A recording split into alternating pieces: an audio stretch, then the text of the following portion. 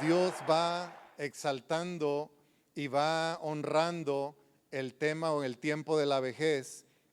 Y tú y yo vamos a permanecer con un corazón joven si vamos llenándonos cada vez más de la sabiduría del cielo, vamos dejando que el Espíritu Santo sea el que guíe nuestra vida y el que a pesar de los años, que el Espíritu Santo sea el que traiga ese gozo y esa alegría a nuestro corazón. Mientras esto permanezca, nuestro corazón será un corazón joven, un corazón fuerte, un corazón que está atento a la voz de Dios.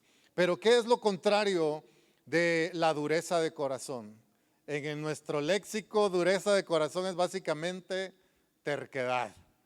Cuando nos volvemos tercos, cuando estamos obstinados con algo que puede ser dañino a nuestra vida, que puede ser perjudicial a nuestra vida, cuando se endurece nuestro corazón, cuando nos amargamos, cuando nos dejamos amargar por las situaciones, por los golpes de la vida, por las situaciones difíciles de la vida, y dejamos que esto nos amargue y nos separe de Dios, nos separe de ser sensibles a la voz de Dios. Y cómo el tiempo puede llegar a ser un calibrador de todo esto, pero tenemos nosotros la responsabilidad de estar calibrando nuestro corazón y de tener ese balance en nuestro corazón y de estar viendo y monitoreando nuestro corazón. Y por eso vemos al rey David que constantemente en los salmos venía diciéndole a Dios: Señor, crea en mí un corazón limpio, renueva un espíritu recto dentro de mí.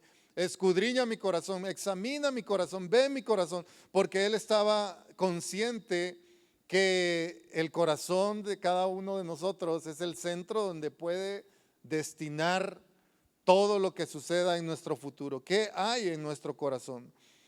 Bueno, yo quisiera que me acompañes al libro de Marcos, capítulo 9, verso 33. Y ahí sucede algo, un evento en el cual Jesús y sus discípulos están involucrados y Jesús empieza a ver esto que está sucediendo en el corazón de los discípulos. Marcos 9:33 dice, empieza con un título diciendo: el más importante en el reino.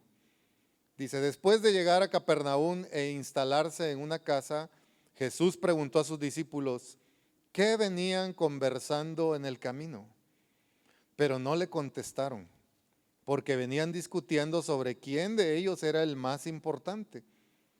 Jesús se sentó y llamó a los 12 discípulos y dijo: ¿Quién quiera ser el primero debe tomar el último lugar y ser el sirviente de todos los demás. Entonces puso a un niño pequeño en medio de ellos y tomándolo en sus brazos les dijo: todo el que recibe de mi parte a un niño pequeño como este, me recibe a mí. Y todo el que me recibe, no solo me recibe a mí, sino también a mi Padre, quien me envió. Pero vamos a comenzar con esta pregunta que Jesús les hace. ¿Qué venían conversando en el camino?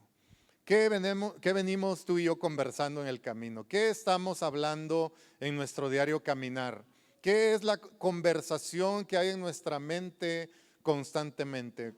Hay momentos en que cada uno de nosotros nos damos cuenta que hay un pensamiento que redunda en nuestra cabeza y debemos de tomar cuidado y debemos de tomar acción cuando este pensamiento está constantemente en nuestra cabeza. Y a veces si le dejamos demasiado lugar, demasiado momento para que este tome el dominio de nuestras acciones, de nuestros impulsos, de nuestros deseos, debemos de tomar cuidado en esto. Pero Jesús sabía que algo estaba sucediendo ahí, ¿no? Y les hace esta pregunta: ¿qué venían conversando en el camino? ¿Qué estamos hablando tú y yo en nuestro camino?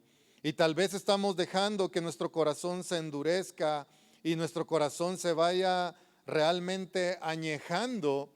En la Biblia decir alguien viejo es alguien con sabiduría, alguien con respeto, con honra. La Biblia ve el tema de la vejez con el respeto y honra. El tema de las canas, ¿verdad? Aunque a veces tratamos de pintárnoslas, ¿no? Y a veces decimos, ay, no, pues no me gusta cómo se ve, pero pues ni modo, ¿verdad? Ya te salieron las canas, ¿no? Pero la Biblia lo ve como un evento de honra, un evento de sabiduría.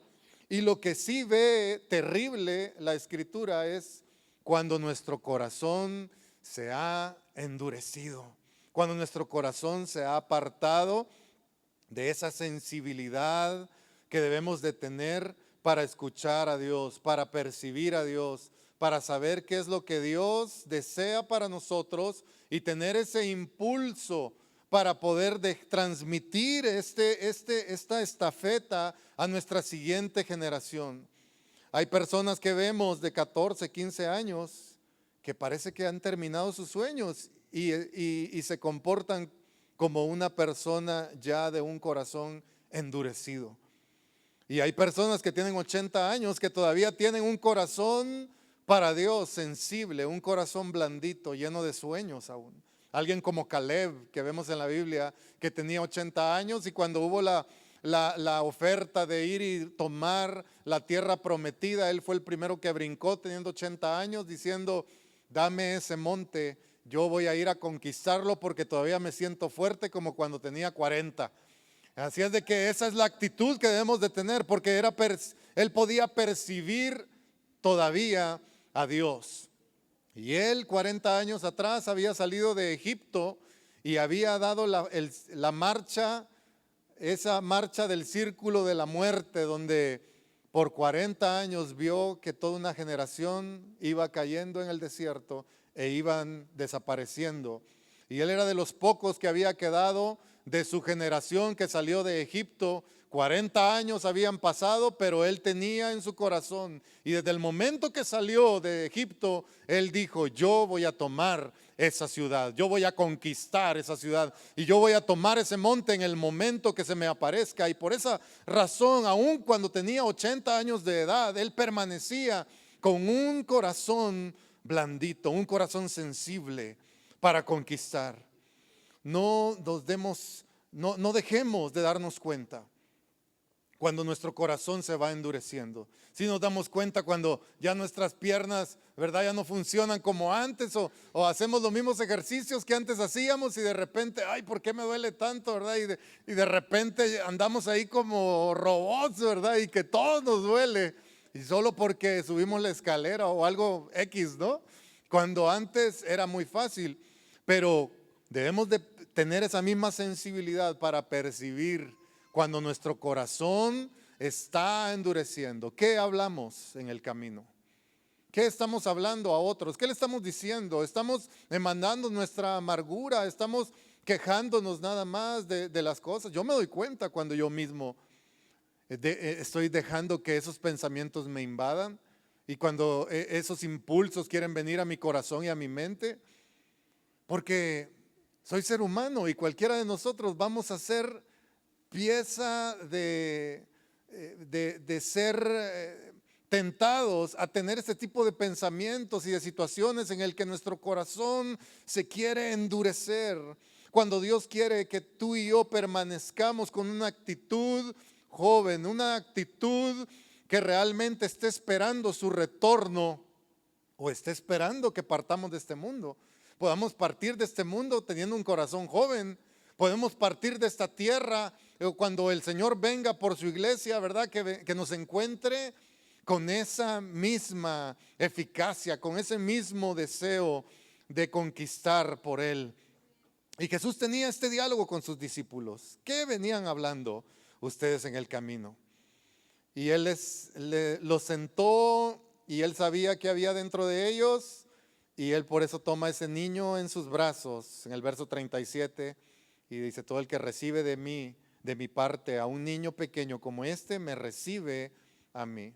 Y vamos a ver algunas 5 verdades ahí que vemos en este pasaje y que nos pueden ayudar a percibir cuando tenemos el corazón endurecido y cuando realmente, y qué es lo que tenemos que hacer para no tener el corazón endurecido también. Dios ama el corazón blandito. ¿Sí entienden esa palabra aquí? Blando, blandito. Sí, ¿verdad? Estoy bien. Sí, lo contrario de duro es blandito, ¿no? ¿Cuántos les gusta el pan duro? A nadie, ¿verdad? Cuando nos encanta ir a las 5 de la tarde, cuando sale el pan recién horneado, ¿verdad?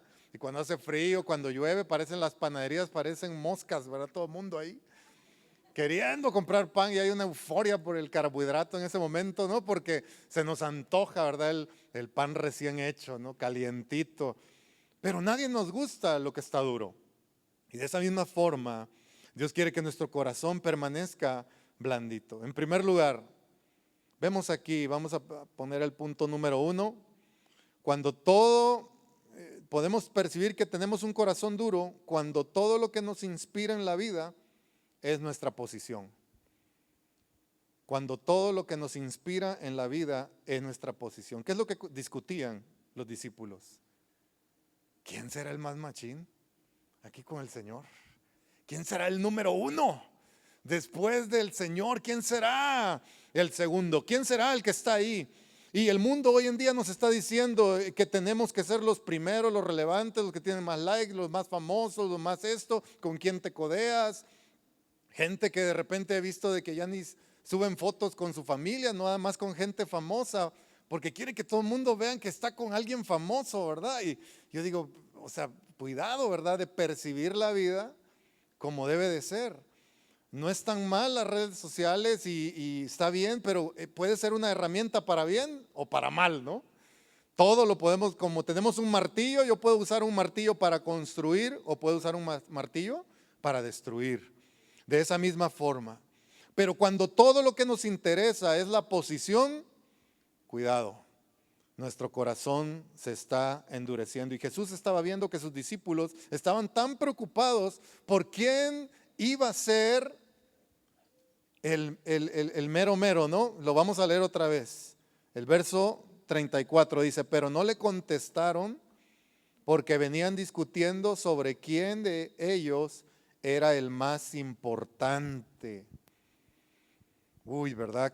Cuando esa mentalidad nos inunda y tenemos en esta vida, en este día, en esta generación que nos está tocando vivir, un exceso de una hambre de aprobación. De aprobación. O sea, queremos que todo el mundo nos apruebe y aunado a los que tal vez traemos heridas del pasado, de problemas de inferioridad, ¿cómo se dice? De inseguridad, que nos sentimos inseguros, que nos sentimos de una u otra forma inseguros, o hay personas que se sienten al contrario superiores. Entonces todo esto ha venido a ser un ingrediente que potencializa que nuestro corazón se pueda desviar e endurecer. Las relaciones hoy parecen que están en una competencia a quién es el más importante. La egolatría ha trascendido de una forma a la necesidad de reconocer quién es el más famoso, quién es el más relevante, quién es el que está en el top, ¿verdad? Y todo eso Dios lo puede utilizar para un conocimiento de bien, lo puede usar para una herramienta de bien, para alcanzar a otros, pero nosotros, los seres humanos, no estamos diseñados para soportar muchas veces la fama, y ese es el problema. Como dicen, ¿verdad? Y decía hasta el hermano Víctor, ¿no? El coco del hombre es la dama, la lana y la fama, ¿no? Y esas son tres situaciones, ¿verdad? Que debemos de siempre cuidar, y en sí, si las generalizamos, el dinero es una herramienta buena, pero nos puede destruir. Si no tenemos sabiduría, nos destruye. La inmoralidad sexual es lo que ataca completamente, y lo que vemos que Pablo le dice a las iglesias de que huyan de la inmoralidad sexual, y eso es lo que debemos de preservar, y debemos de luchar por mantener nuestra moralidad sexual. Y la fama, pues la fama puede ser buena hasta cierto punto, pero cuando no sabemos manejarla, puede ser muy peligrosa. Y los discípulos ya se sentían, ni siquiera ellos eran los del show ahí, ¿verdad? Era Jesús el que ahí todos iban a ver, pero los discípulos ya se sentían, ¿y quién será el más importante de nosotros? ¿Y quién les estaba preguntando, verdad? Nadie les estaba preguntando, pero ellos ya se sentían, oh, pues yo creo que toda esta multitud viene a verme a mí, ¿no? Triste su calavera, ¿verdad? No lo venían a ver a ninguno de ellos. Venían a ver qué es lo que estaba diciendo Jesús, qué es lo que estaba haciendo, los milagros que estaba realizando. ¿Quién era este personaje tan increíble, tan controversial? Era controversial. Jesús era la persona más controversial que existía en esa época, porque desafió a toda una, a toda una cultura, a pesar que era su cultura. Jesús no era cristiano. Jesús era judío y debemos de tener siempre ese concepto. Jesús no era cristiano, ni católico, ni ningún pensamiento que se nos venga en este tiempo. Él era de un contexto judío totalmente y su deseo no era ser una religión más. Su deseo era que encontraran el camino, la verdad y la vida a través de él. Ese era el deseo de Cristo, que encontráramos en él el camino, la verdad y la vida.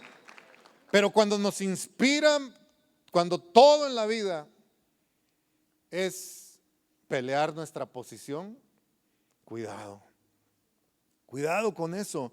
Cuando nosotros nos enfocamos demasiado en quién es el más grande, debemos de darnos cuenta que podemos estar al borde de secarnos y podemos dejar de experimentar a Dios. ¿Cuáles son nuestros diálogos interiores como tenían estos discípulos? ¿Cuáles son esos diálogos internos que hay dentro de nosotros que debemos de pelear? Y todos tenemos nuestras luchas y nuestros pensamientos. Y sí, no podemos ignorarlo, que hay un énfasis ahora en las enfermedades mentales y en las situaciones físicas, mentales, psicológicas, psicosomáticas o como se le diga.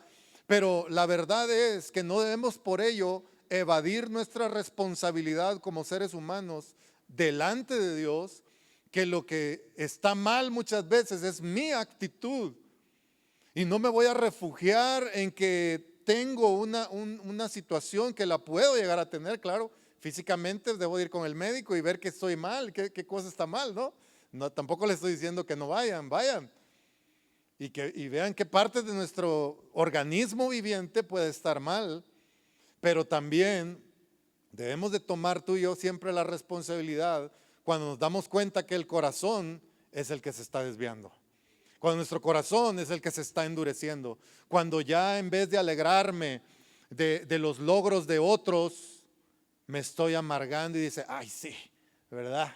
Y nos enojamos y no queremos ver a la persona y esto y nos empezamos a amargar y pensamos que todo el mundo está mal cuando realmente nosotros somos, como decía el dicho, ¿verdad? Que decía mi suegro antes, que decía, todo el mundo huele a queso, ¿verdad? Y nada que la persona tenía el queso atorado en la nariz, ¿no?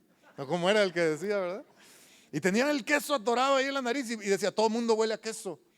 Y ahí tenía el queso atorado. Y realmente a veces así estamos porque nos hemos dejado endurecer. En segundo lugar, el corazón se endurece y comenzamos a tapar, a cubrir nuestros dolores, nuestros sueños. Jesús les preguntó, ¿qué venían conversando en el camino? ¿Cuál fue la respuesta de ellos? Verso 34. ¿Cuál fue la respuesta? No le contestaron. No le contestaron, ¿por qué? No dice. Pero yo creo que les dio vergüenza o querían tapar, ¿verdad?, el asunto, pero Jesús sabía todo, no sabía sus pensamientos. Jesús sabe nuestros pensamientos. Él sabe lo que estamos pasando, Él sabe lo que invade nuestro interior y nuestro corazón. Y Él todo lo sabe. Sabe cuáles son nuestros pensamientos, las intenciones de nuestro corazón. Él espera que se lo digamos. En nuestra oración delante de Él, y vemos al salmista David, y vuelvo a él porque era una persona que era honesta con Dios, no le tapaba nada a Dios. Vemos en los salmos que de repente es un tipo reclamo, ¿verdad? El que vemos, pero se lo dice a Dios. No se lo anda tapando, le dice, oh Dios, ¿por qué? ¿Por qué veo en este mundo que los malos prosperan y los buenos no y se mueren? ¿Por qué, Dios? ¿Por qué pasa esto? ¿Y por qué lo otro? Y vemos que David era honesto con Dios, pero no era grosero con Dios, ¿verdad? No era en un son de que Dios, ya no voy a creer en ti porque me ha ido mal, sino que él estaba en ese diálogo permanente con Dios para encontrar una respuesta, para seguir conectado con Dios, porque sabía que con él era el único que podía desahogarse. Tú y yo tenemos esta capacidad y esta oportunidad cada vez que oramos de poder desahogarnos con Dios. Cuando vayas rumbo a tu trabajo, manejando, cuando vayas caminando, cuando vayas haciendo ejercicio, cuando estés lo que estés haciendo en tu mente, dialoga con Dios. Habla con Él y dile: Señor, ayúdame, porque siento que mi corazón se está endureciendo, siento que mi camino va por otro lado, porque ya no me alegro con los triunfos de los demás. Porque en lugar de alegrarme, me estoy endureciendo.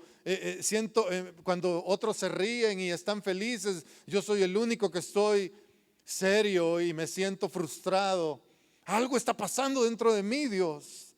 Digámoselo a Dios. Digámoselo a Él. Él está esperando que tú y yo hablemos con Él. El corazón se puede llegar a endurecer y podemos llegar a ser un ídolo de nuestro mismo corazón endurecido. Podemos llegar a ser un ídolo de nosotros mismos cuando tratamos de esconder la dureza de nuestro corazón. Y a veces podemos tapar un poco de ello, ¿no? En nuestras redes sociales nadie pone la parte más fea, ¿no? En las redes ponemos la mejor foto, o tratamos de poner, y está bien, ¿verdad? No está mal. Pero el problema es, podemos subir nuestra mejor foto, pero ¿cómo está mi corazón? Puedo ponerme la mejor sonrisa, puedo aparentar que todo está bien, pero por dentro estoy destruido. Y por dentro estoy podrido, y por dentro estoy amargado, y por dentro necesito un cambio, un trasplante de corazón, ¿verdad? Pero espiritual en mi vida. Y esto es algo que primeramente, yo lo digo para mí constantemente, porque es algo que constantemente tiene que ver con el interior, porque Dios ve el corazón. A Dios no le impresionan nuestros talentos. A Dios no le impresiona nuestro físico. A Dios no le impresiona lo que logremos aquí en la tierra. A Él lo único que le impresiona es el corazón contrito y humillado. Lo único que mueve el corazón de Dios es que tú y yo tengamos un corazón humilde. Que tú y yo tengamos un corazón transparente delante de Dios. Que Él sabe que no podemos escondernos, ¿verdad? En ninguno de nuestros rollos, porque no podemos. ¿Qué podemos esconderle a Dios? Nada. Pero cuando somos sinceros y decirle: Dios, la regué. Dios, estoy equivocado. Dios, estoy mal. Mira los pensamientos que estoy teniendo. Mira las intenciones del corazón que tengo ahora. Ayúdame. Él va a acudir a nosotros y Él va a ayudarnos a ablandar nuestro corazón. ¿Cómo ablanda? O sea, hasta hay un chiste, ¿no? De que, mira, ¿quieres que hable el pan? A ver, cómo me hicieron ese chiste cuando era niño, ¿no? Y agarraron un vaso de agua y metieron el pan duro dentro del agua. Y ya, mira, aquí está hablando el pan. Pero está hablando de blandito, no de hablar, ¿verdad? Del verbo hablar, ¿verdad? Y la verdad, lo único que puede ablandar nuestro corazón es el agua del Espíritu. El agua del Espíritu Santo es lo que puede ablandar la dureza de mi corazón y de tu corazón. Número 3. Aquí vemos en este texto que acabamos de leer: el que quiera ser el mayor debe ser el sirviente. El que quiera ser el número 1 debe de ser el que sirve. Y la grandeza en el reino de los cielos es cuando eres capaz de humillarte y quieres servir a los demás. Y sobre todo cuando servimos a aquellos que no te pueden devolver el favor. Cuando tomas el tiempo para servir a aquellos que sabes que jamás van a poder devolverte el favor, tenemos esa oportunidad que nuestro corazón se ablande. El cielo reconoce el corazón blandito, humilde, el que quiere seguir siendo un siervo humilde, el que se preocupa por los demás, el que ve de una u otra forma cómo están los demás y quiere poder servirles, el que tiene esa actitud de servicio. Los cielos nunca van a resistirse a un corazón que su prioridad es una sola cosa. Y el rey David lo decía: yo solo le he pedido al Señor una sola cosa, que esté yo en la casa del Señor todos los días de mi vida y que pueda servir en su santo templo. Una sola cosa he pedido al Señor y esta buscaré, que pueda estar en la casa del Señor y pueda servir. Cuando tú y yo tenemos esa actitud y dices, no hay suficientes parqueros, pero yo puedo hacerlo. ¿Qué me impide? No hay suficientes en el cunero, pero yo puedo hacerlo. No hay suficientes maestros, yo puedo hacerlo.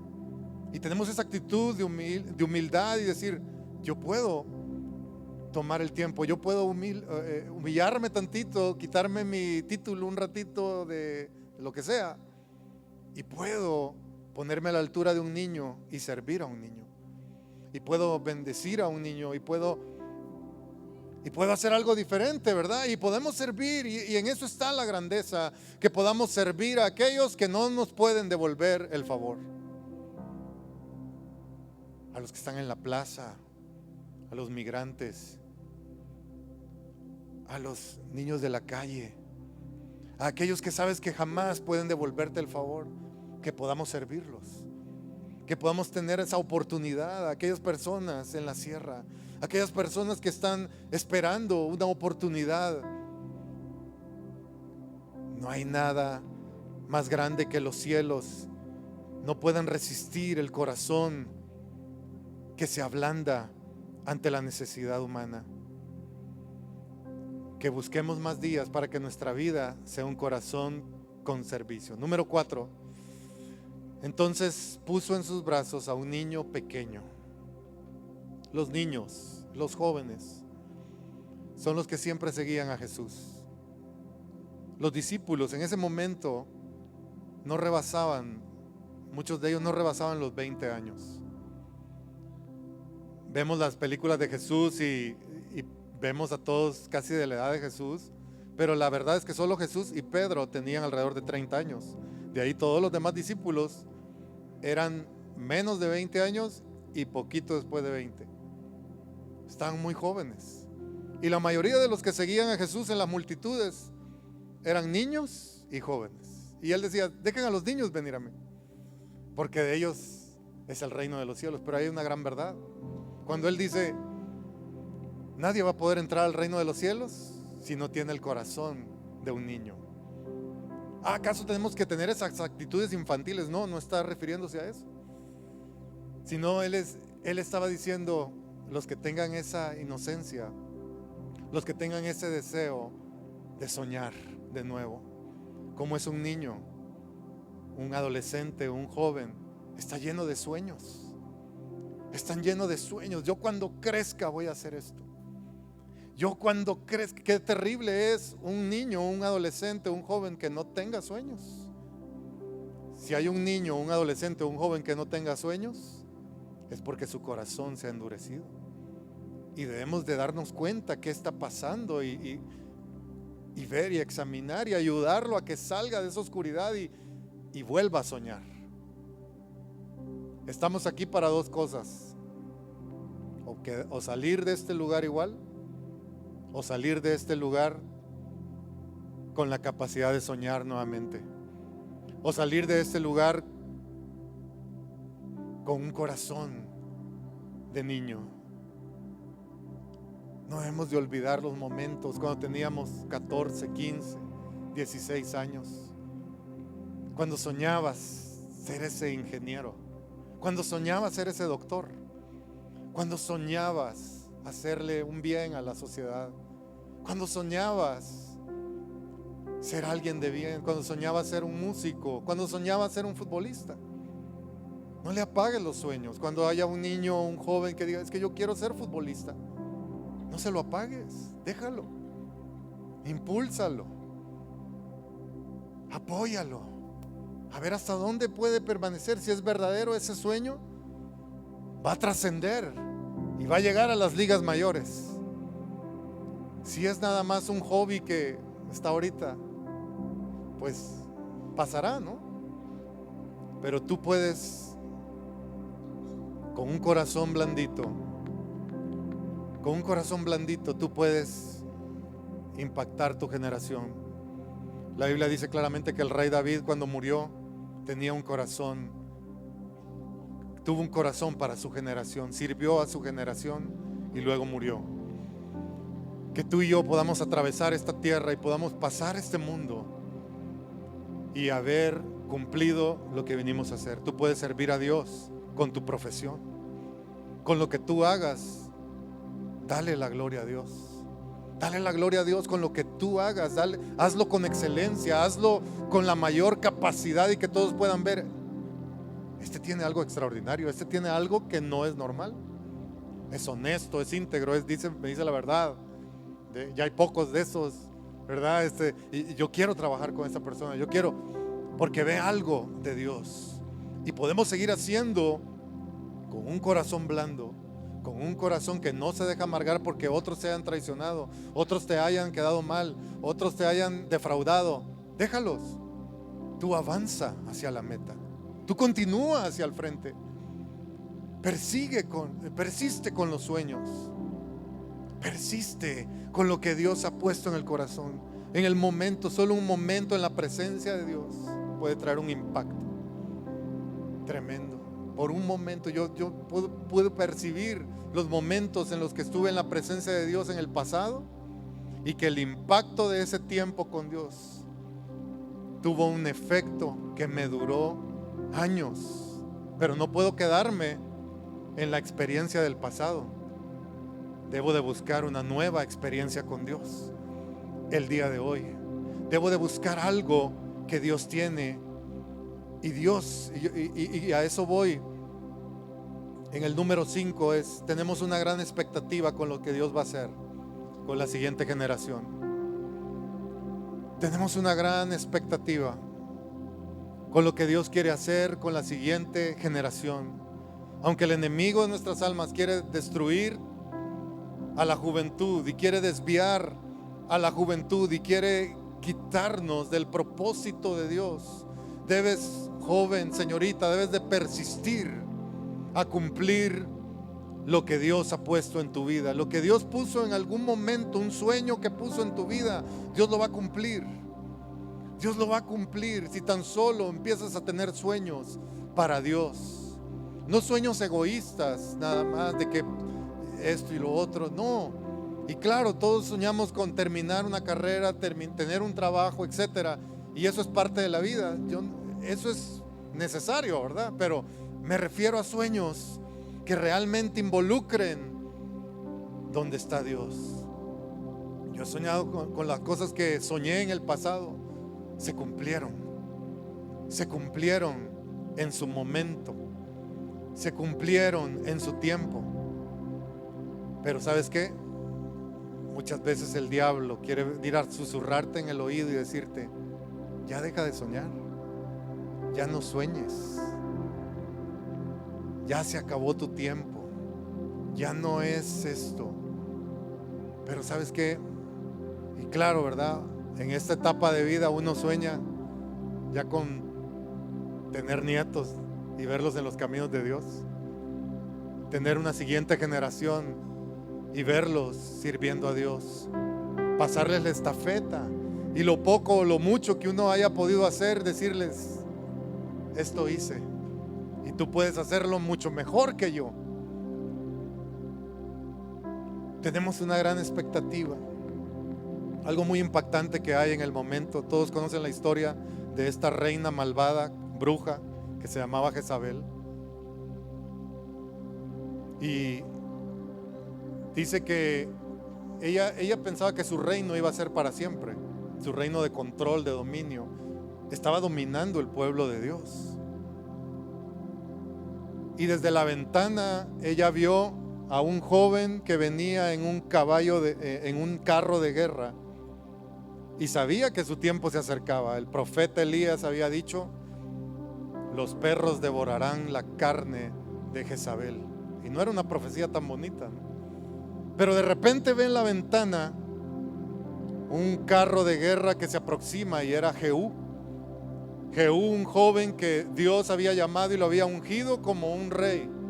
Venía él con ese ímpetu a destruir el máximo símbolo de idolatría y de hechicería que había en ese momento.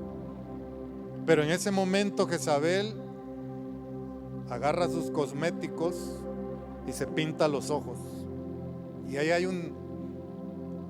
una palabra, y es que en el momento que ella, y la misma palabra que hay para pintar o cosméticos, es la misma palabra que se usa para cosmos o para el mundo exterior, el universo.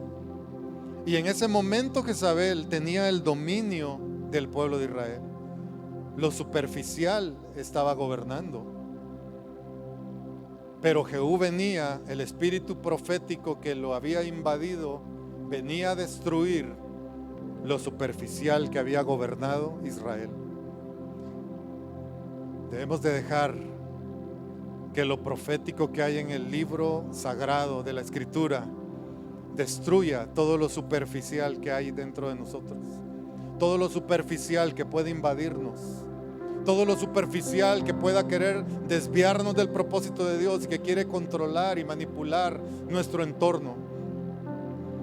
Solamente el Espíritu de Dios en la siguiente generación va a poder lidiar contra el espíritu de Jezabel y el control y lo superficial que se encuentre en nuestro tiempo. Nadie tenga en poco tu juventud. Mientras sigamos en nuestro propio orgullo y queramos hacer lo que nos gusta y no lo que Dios nos está guiando a hacer, muchas veces Dios nos va a pedir lo que Él nos guía a hacer y no lo que realmente nos gusta. Muchas veces va a empatar con ello. Pero tenemos de tener una expectativa de lo que Dios quiere hacer en nuestro tiempo y en nuestra vida. Jesús tuvo un encuentro con un corazón duro y con personas de un corazón blandito. Tal vez ya el tiempo ya se me vino encima, pero yo quiero que terminemos viendo esta porción del libro de Mateo capítulo 21.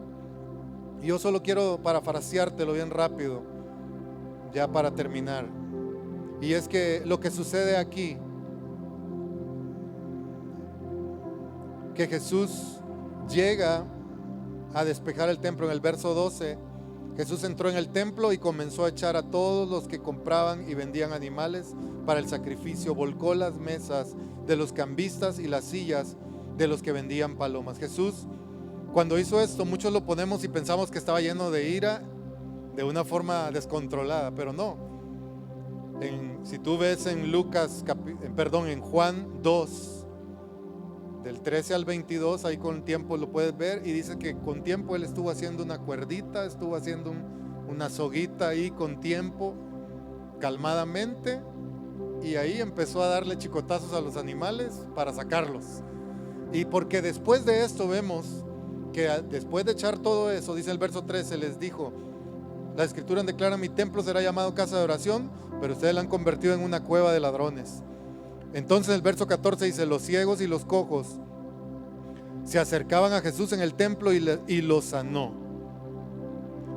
No podemos ver a un Jesús airado y después sanando a los cojos y a los enfermos como si no hubiera pasado nada, ¿no? Él estaba controlado en su carácter y totalmente, ¿verdad?, en orden como debía de ser, y recibió a los que estaban ciegos, a los cojos, a aquellos que tenían el corazón blandito por su enfermedad. A veces nos sentimos ciegos, nos sentimos cojos dentro de la iglesia, pero Jesús está aquí para sanarnos. Jesús está aquí para sanarnos. Los que estaban en el templo, dice, los sanó. Y dice, pero el verso 15 dice: los principales sacerdotes y los maestros de la ley religiosa vieron esos milagros maravillosos y oyeron que hasta los niños en el templo gritaban: alaben a Dios por el Hijo de David. Los niños, los que tenían el corazón como un niño, alababan y decían: alaben a Dios por el Hijo de David. Pero los religiosos estaban nada más buscando qué criticar. Los religiosos estaban nada más estorbando, estaban nada más señalando, criticando. Pero los que tenían un corazón como el de un niño estaban incitando a la adoración. Que tú y yo tengamos ese corazón blandito como el niño, como los que están en una necesidad, para recibir lo que Dios quiere darnos. Los duros en el templo criticaban, los blanditos adoraban. Los blanditos adoraban. Cuando tenemos el corazón endurecido, difícilmente levantamos las manos para adorar a Dios. Cuando tenemos el corazón endurecido, difícilmente encontramos una razón para decir gracias. Gracias, Dios. Quiero terminar con esto. En la iglesia de la Natividad en Belén, donde supuestamente nació Jesús, levantaron una iglesia, un templo. Pero para poder entrar a ese lugar donde exactamente nació Jesús, todas las personas tienen que agacharse. Para poder llegar donde nació Jesús, tienen que agacharse e ir de rodillas, e ir con la cabeza agachada. La puerta de la iglesia de la Natividad inspiró a finales de 1800 a un poeta español llamado Miguel de Unamuno este poema. Dice: agranda la puerta, Padre, porque no puedo pasar. La hiciste para los niños, yo he crecido a mi pesar. Si no me agrandas la puerta, achícame por piedad. Vuélveme a la edad aquella en que vivir es soñar. ¿Cuántos le podemos decir al Señor: vuélveme a la edad aquella en la que vivir es soñar? Pero para volver a la edad aquella en la que vivir es soñar, necesitamos entrar con la cabeza inclinada para ver dónde nació Jesús. Vamos a cerrar nuestros ojos, vamos a ponernos de pie. Déjame decirte que cuando somos tan importantes como para atravesar la puerta a la gloria de Dios, perdemos los sueños, la visión. Pero cuando nuestra grandeza se achica lo suficiente al tamaño de un niño, vamos tú y yo a conocer cara a cara a Dios. Es cuando Él deja de ser un Dios lejano y comienza a ser un Padre cercano. Cuando podemos achicarnos lo suficiente para entrar a la estatura de un niño. Padre, aquí estamos y te decimos, nos rendimos de nuevo. Me rindo de nuevo, Padre. Me rindo ante ti. Ablanda mi corazón. Si por alguna razón tu corazón se ha endurecido, si por alguna razón tu corazón, por los golpes de la vida, por las traiciones, por las situaciones que han venido a tu vida y se ha endurecido tu corazón y aún ya no puede, te cuesta trabajo creer en las verdades de Dios, yo te animo en esta tarde ya que nos humillemos,